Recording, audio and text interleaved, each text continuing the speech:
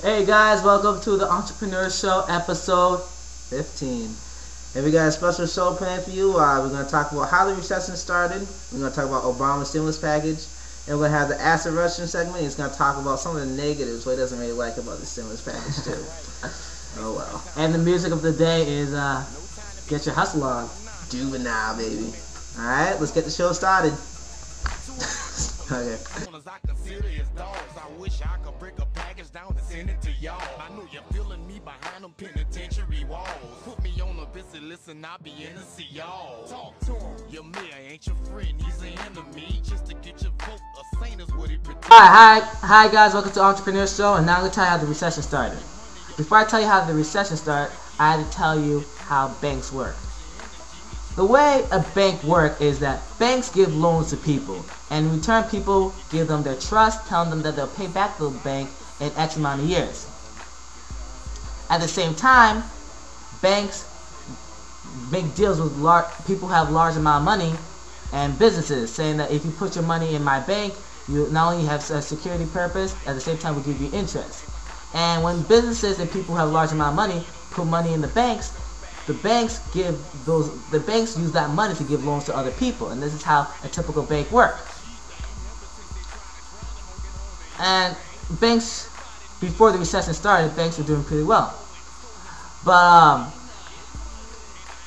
later, before, like in around the 1990s, the banks realized that the house market was doing fantastic.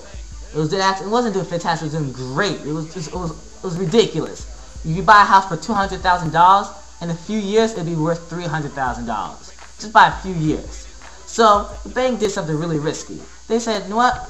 I'm gonna let anyone buy a house. I'm gonna let anyone get a loan, even if they can't pay it off. You know why? Because if they can't pay it off, they could sell. I could take their house, for example, foreclosure. That means the bank takes your house because you're not able to pay off the loans, and the bank is selling for double the money, so they get a big profit out of this.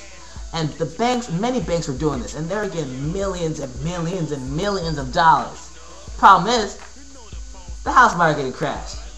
And when the house market crashed, banks had tons of foreclosure house and no one wanted to buy them, which means the banks weren't making any money anymore. A lot of people couldn't pay off the loans, and at one point, banks stopped making any money.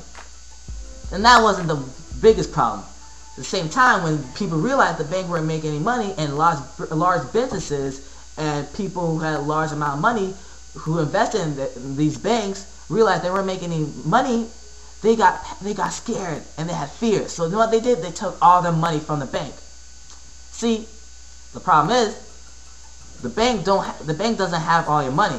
Most of the money they have is they give it to loans. Most of the money they had, like that you put in the bank, they were giving to other people so they could buy houses with those stuff.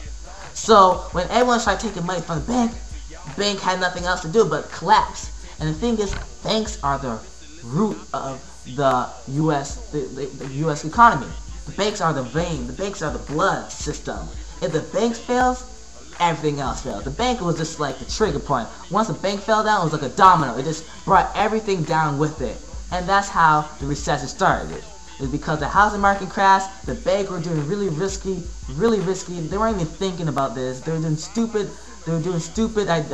choices. And when they failed, they brought everything down with them. And that's how the recession started. And this is why President Bush and Barack Obama did stimulus plans and try to get the government involved and put millions of money in the bank so they could get the ball rolling. However, the problem hasn't been fixed. Economists and all these people are trying to find ways to stop the recession, but it'll just take time.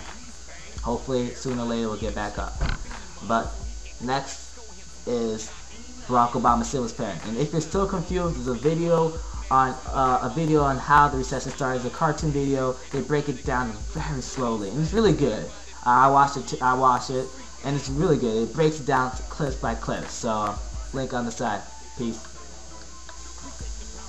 Alright, major things you can expect to see from the tax portion of Barack Obama's stimulus package is millions of workers can expect to see about $13 extra in their weekly paychecks. There'll also be a $1,000 child tax credit to help out low-income families. Also, middle-income and wealthy taxpayers will be spared from paying the alternative minimum tax. There's also other parts on there that help out first-time home buyers and people with unemployment benefits. Alright, the next portion of Barack Obama's stimulus package deals with health insurance, and that picks up the COBRA program, the Consolidated Omnibus Budget Reconciliation Act, and the government put up 65% of the total cost of that premium for the first 9 months. And also, the plan offers $87 billion to help states administer Medicaid. Alright, next portion is the infrastructure. That's like America's highways and roads and stuff, and $90 billion will be spent on that. And it might not create long-term jobs, but it'll create a short-term solution for people to make money and, live from day to day at least, Alright, and the next portion is energy. Alright, the package contains more than $42 billion in energy-related investments, from tax credits for homeowners to loan guarantees for renewable energy projects and direct government grants for makers of wind turbines and next-generation batteries.